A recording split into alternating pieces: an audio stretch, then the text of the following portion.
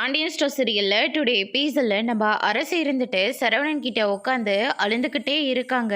அரசிமா என்னம்மா ஆச்சு, எதுக்காக நீ இப்படி அழுந்துட்டு இருக்க அப்படின்னு சொல்லிட்டு கேட்கவும், அண்ணன் உன்னை இப்படி பார்க்கவே முடியலன்னு ரொம்பவே மனசு ரொம்ப கஷ்டமா இருக்குன்னு அப்படின்னு சொல்லிட்டு அரசி ஃபீல் பண்ணிட்டு இருக்காங்க. இங்க பாருமா, எனக்கு ஒன்றும் இல்லை, சொல்லப்போனால் இப்போ தான் நான் கொஞ்சம் நிம்மதியாக இருக்கேன்.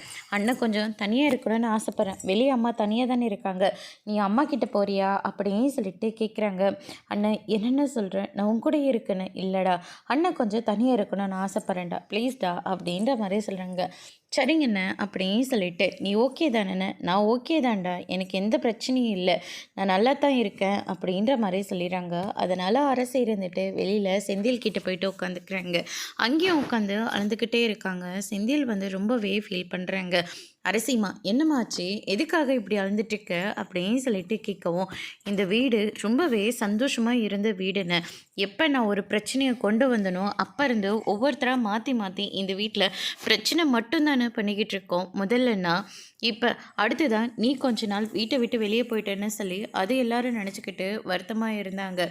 அதுக்கப்புறம் பழனி மாமா வீட்டை விட்டு வெளியே போனதை நினச்சி அவங்களும் வருத்தப்பட்டுட்டு இருந்தாங்க. இப்போ பாரு, அண்ணி இப்படியெல்லாம் பண்ணுவாங்கன்னு கொஞ்சம் கூட எதிர்பார்க்கவே இல்லை. அண்ணன் யாருக்கும் எந்த பாவமும் பண்ணதில்லை, ஆனால் அண்ணனுக்கு போய் இப்படியெல்லாம் நடந்துருச்சு அப்படின்னு சொல்லிட்டு ரொம்பவே ஃபீல் பண்ணிகிட்டு இருக்காங்க. இப்போ நீயும் கோட்டஸ் கிளம்பி போயிடுவியான்னு, அப்போ நீ இனிமேல் இங்கே இருக்க மாட்டியான்னு அப்படின்ற மாதிரி சொல்கிறாங்க. அப்படியெல்லாம் இல்லைடா அண்ணன், நான் இங்கே தான் இருப்பேன், நாங்களாம் போகலடா அப்படின்ற மாதிரியும் சொல்லிடுறாங்க. அண்ணன் நீ உண்மையை தானே சொல்கிற, மனசு ஆறுதலுக்காசம் சொல்லலை. நான் இல்லைடா, நான் உண்மையை தான் சொல்கிறேன், நான் இங்கே தான்டா இருப்பேன் அப்படின்ற மாதிரி சொல்லிடுறாங்க. அதுக்கு அடுத்ததாக பார்த்திங்கன்னா அண்ணின்னு அப்படின்னு சொல்லிட்டு கேட்கவும், அண்ணியும் இங்கே தான் இருப்பாங்க அப்படின்ற மாதிரியே சொல்லிடுறாங்க. அதுக்கு அடுத்ததாக மீனாவும் ராஜியும் ரூமில் இருக்காங்க. செந்தில் வந்ததுமே ராஜி அங்கேருந்து வெளியில் வந்துடுறாங்க. கொஞ்சம் நேரம் இருங்க, சாப்பாடு வாங்கிட்டு வந்திருக்கேன், வீட்டில் யாரும் சமைக்கலை, அதனால் வெளியில் வாங்கிட்டு வந்திருக்கேன், எல்லாரையும் சாப்பிட வச்சுட்டு அதுக்கப்புறம் நான் கூட கிளம்பி போயிடலாம் அப்படின்ற மாதிரி சொல்லிடுறாங்க. அங்கெல்லாம் ஒன்றும் தேவையில்லை, நம்ம இங்கேயே இருக்கலாம் அப்படின்ற மாதிரி சொன்ன உடனே மீனா இருந்துட்டு, ஏன் எதுக்காக நம்ம இங்கே இருக்கணும், வீடு இந்த நிலைமையில் இருக்கிற போது நம்ம மட்டும் அங்கே போய் சந்தோஷமாக இருக்க முடியுமா, நான் என்ன அம்பட்டு மோசமானவனா அப்படின்னு சொல்லிட்டு கேட்குறாங்க. அப்படி இல்லைங்க, எப்போவுமே நீங்கள் தானே அங்கே போகணும்னு சொல்லிகிட்டே இருப்பீங்க, அதனால தாங்க கேட்டேன், அது வேறு நிலமை, இப்போ இருக்கிறது வேறு நிலமை. அண்ணன் இது வரைக்கும் யாருக்கும் எந்த கஷ்டமும் கொடுத்ததே இல்லை, ஆனால் இன்றைக்கி அண்ணனுக்கு இவ்வளோ பெரிய விஷயம் நடந்திருக்கு. அண்ணனை தனியாக விட்டுட்டு நம்ம மட்டும் எப்படி அங்கே போக முடியும், அதனால் நம்ம இன்றைக்கி இங்கே தான் தங்க போகிறோம் அப்படின்ற மாதிரி சொல்லிடுறாங்க. அதுக்கு அடுத்து தான் இந்த சைடு பார்த்திங்கன்னா, நம்ம பழனி இருந்துட்டு கடையை சாத்திக்கிட்டு இருக்காங்க. அப்போ கதிர் போடுறாங்க, மாமா கடையை க்ளோஸ் பண்ண போகிறீங்களா அப்படின்னு சொல்லிட்டு கேட்கவும், ஆமாட்டா மாப்பிள்ள வாடா, என்னடா விஷயம் அப்படின்னு சொல்லிட்டு கேட்குறாங்க. வீட்டில் அக்காவும் அம்மாவும் ஏதோ ஒரு கோவத்தில் அப்படிலாம் பேசிட்டாங்க, அவங்களுக்காக நான் உங்ககிட்ட மன்னிப்பு கேட்டுக்கிறேன் அப்படின்ற மாதிரி சொல்லிடுறாங்க. பரவாயில்ல இருக்கட்டா, சரவணனுக்கு ஒன்றுனா என்னால் தாங்கிக்க முடியலடா, அதனால தான் நான் அங்கே கிளம்பி வந்தேன், அவங்க இப்படியெல்லாம் பேசுவாங்கன்னு நான் எதிர்பார்க்கல, சரி என்ன வேணால் பேசிட்டு போட்டோமே அப்படியே மறந்துடலான்னு சொல்லிட்டு தான் நான் அந்த வீட்டுக்குள்ளேயே வந்தேன். அதே மாதிரி அவங்க பேச ஆரம்பித்தாங்க, நான் அதை மறந்துட்டேன். மயிலடா இவ்வளோ பெரிய விஷயத்த பண்ணுச்சு, ஆமாண்ண, பேசாமல் அவன் லவ் பண்ண பொண்ணையே அவனுக்கு கல்யாணம் பண்ணி வச்சுருந்துருக்கலாம். ஒருத்தர் சொல்கிறது தலையாட்டுறது ரொம்ப பெரிய தப்புடா. இதை இப்போ உங்கள் அப்பா சொல்ல உங்கள் அண்ணன் தலையாட்டினதுனால இன்றைக்கி எங்கள் அண்ணனோட வாழ்க்கையே கேள்விக்குறிய நின்றுட்டுருக்கு அப்படின்ற மாதிரி சொல்லிடுறாங்க. வீட்டில் இன்னும் எவ்வளோ பிரச்சனை இருக்குல்ல, இந்த மயில் பிரச்சனையை சமாளிக்கணும், அது மட்டும் இல்லை சரவணனுக்கு அடுத்து என்ன செய்ய போகிறாங்கன்னே தெரியல, எல்லாத்தையும் யோசிக்கணும்ல, என்ன யோசிக்கிறது எதை விடுறதுன்னு ஒன்றுமே தெரியல மாமா.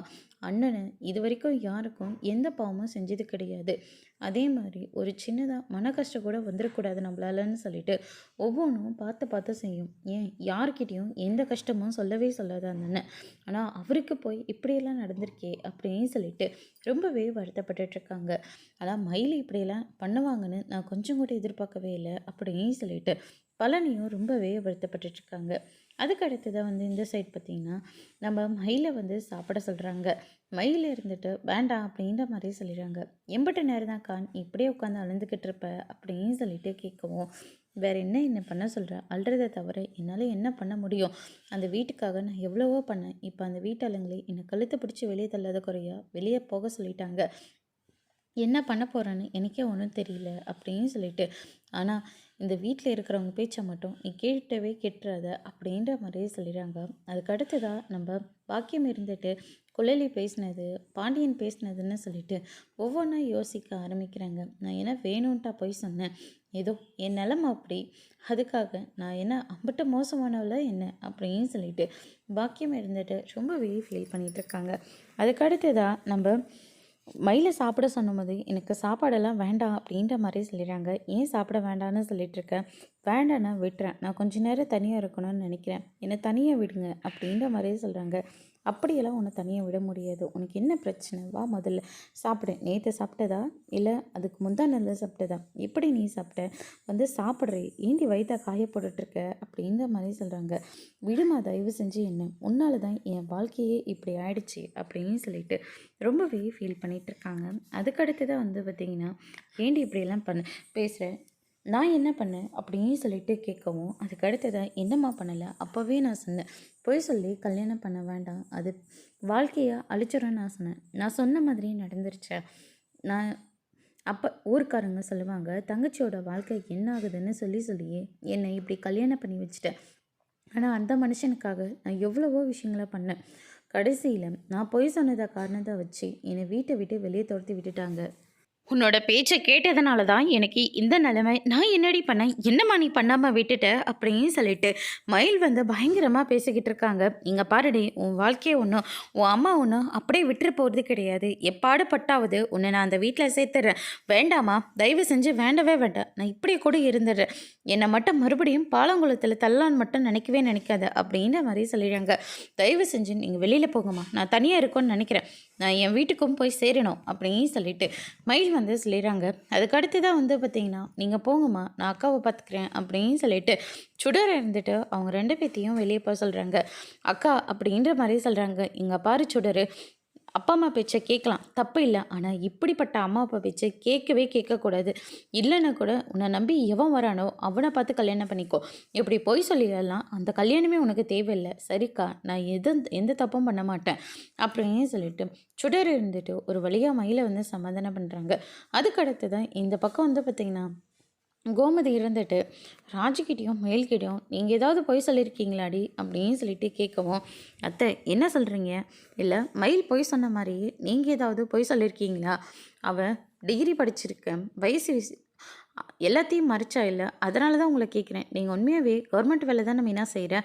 ஆமாத்த, நீங்களே கூட ஆஃபீஸ்க்கு வந்திருக்கீங்களா, ஆமாடி, இப்போல்லாம் யாரை நம்பக்கூடாதுன்னு ஒன்றுமே புரிய மாட்டேங்குது அப்படின்னு சொல்லிட்டு நம்ம கோமதி ரொம்பவே ஃபீல் பண்ணிகிட்ருக்காங்க. அதுக்கடுத்து தான் மேலே வந்து கதிர் இருந்துட்டு, என்னென்ன தூக்கம் வரலையா அப்படின்னு சொல்லிட்டு கேட்கவும், ஆமாண்டா கதிர், தூக்கம் வரலை, இப்போ தான் மனசு கொஞ்சம் திருப்தியாக இருக்குது, என் கஷ்டத்தை யாருக்கும் கொடுக்கக்கூடாதுன்னு நினச்சேன், ஆனால் கொடுத்தாச்சு, ஆனால் இனிமேல் நான் யாரையும் கஷ்டப்படுத்த வேண்டாம்ல அப்படின்னு சொல்லிட்டு நம்ம சரவணன் வந்து சொல்லிக்கிட்டு இருக்காங்க.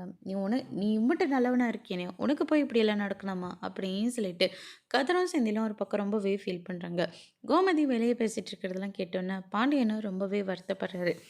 அதோட இன்றைக்கான எபிசோட் முடிச்சிருக்காங்க. இனி பாண்டியன் ஸ்டோரில் அடுத்தடுத்து என்னெல்லாம் நடக்க போகுதுன்றதை வெயிட் பண்ணி பார்க்கலாம். தேங்க்யூ.